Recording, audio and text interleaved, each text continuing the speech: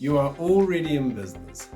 Everyone is. I really believe that everyone is in business.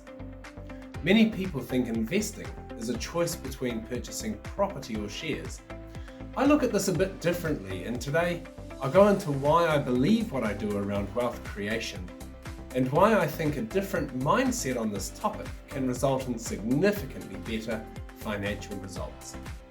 I'm Morton-Jones, owner and founder of Advanced Education, providing financial and business education to working adults who are frustrated because their income is limited and dependent on selling their time.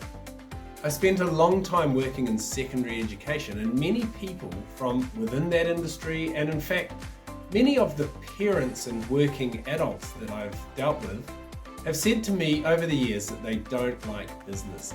They hate the idea of working in sales and just want to magically quit their jobs and live on a passive income. While I personally really love sales and am fascinated by business, I too spent a long time seeking the magic passive income.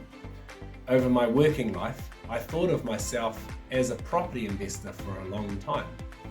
About 4 years ago, I had an epiphany that changed the way I view this.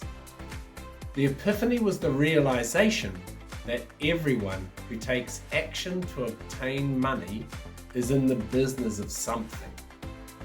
As a school teacher, I was in the business of selling my time within a system that dollar cost averaged the whole industry's labor remuneration in an environment that made it illegal for employers to negotiate pay for high quality staff. If you're on a government benefit, you're in the business of being incapable, for whatever reason, to adequately deliver value that can be paid. If you work a job, whether on wages or salaries, you're in the business of selling your time. What really separates people who earn a lot from those who don't is wealthy people are in the business of owning assets that sell products. Or they can sell their time for enormous amounts because their value exchange extends far beyond the work they perform. The reality is, when I changed my view to seeing every person as being in business, you realize the same conditions of success can be applied to all the different ways people make money. And as a result, I believe most people have very low wealth because they have very poorly developed business skills. If you're in the business of selling your time in a job, you still need to generate leads from workplaces you hope to sell your time to by scrolling through job ads. You still have to sell your value in an interview, and you still need to create and deliver value. But you've just sold the sum of all of the value of everything you create. For me, the most interesting facet of this paradigm is that when you put your energy into your own assets, you actually keep all of the value you create in terms of intellectual property, selling a right of access to the benefits of your product as it solves your customers' problems. In contrast, employment means workers sell the value of everything they create because the intellectual property is owned or retained by the employer. There are lots of news articles talking about whether different industries are good or bad for investors. And I've heard many people talk about whether certain asset classes are good investments or not.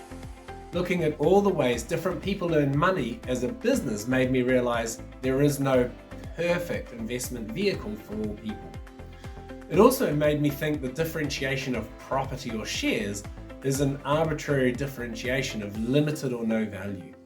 The same principles of business apply, you're just applying them across different industries.